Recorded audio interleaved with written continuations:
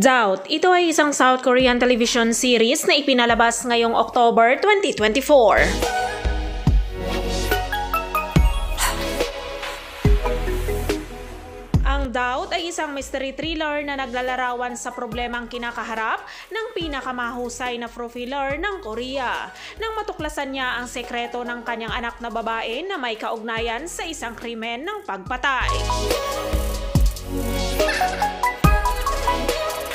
Si Actor Han Suk-kyo ay gumanap bilang Jang Tae-soo. Siya ay isa sa mga nangungunang profiler ng South Korea at isang single father na pinalaki ang kanyang nag-iisang anak na babae. Siya ay isang self-taught criminal behavior analyst na nakakuha ng walang kapantay na paggalang at pagtitiwala sa loob ng puwersa ng pulisya.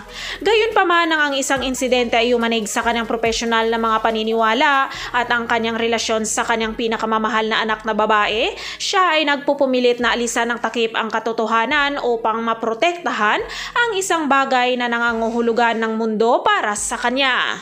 Si actress Jae Won Bin ay gumanap naman bilang Jang Ha-bin. Siya ang nag-iisang anak na babae ni Tae-soo na isang high school student. Siya ay mukhang ordinaryo, ngunit tulad ng kanyang ama, siya ay may pambihirang kakayahan na matalas na magmasid at umintindi ng mga tao. Nagtatago rin siya ng sekretong yayanig sa buhay ng kanyang ama. Habang si actress Han Ye-ri naman ay gumanap bilang Lee Woo-jin. Siya ay nag-aral sa ibang bansa sa United Kingdom at nagtapos ng criminal psychology at palaging inuuna ang mga katotohanan kaysa mga emosyon ng mga kaso kaysa mga tao. Bagamat iginigalang niya si Tae-soo bilang isang huwaran, nagdududa siya sa hitsura nito na para bang may itinatago. Samantala, si actress Oh Yoon-soo ay gumanap bilang Yoon Ji-soo. Siya ang dating asawa ni Tae-soo at ang ina ni Ha-bin. Nakatayo siya sa gitna ng salaysay ng mag-ama at pinalalakas ang misteryosong nakapalibot.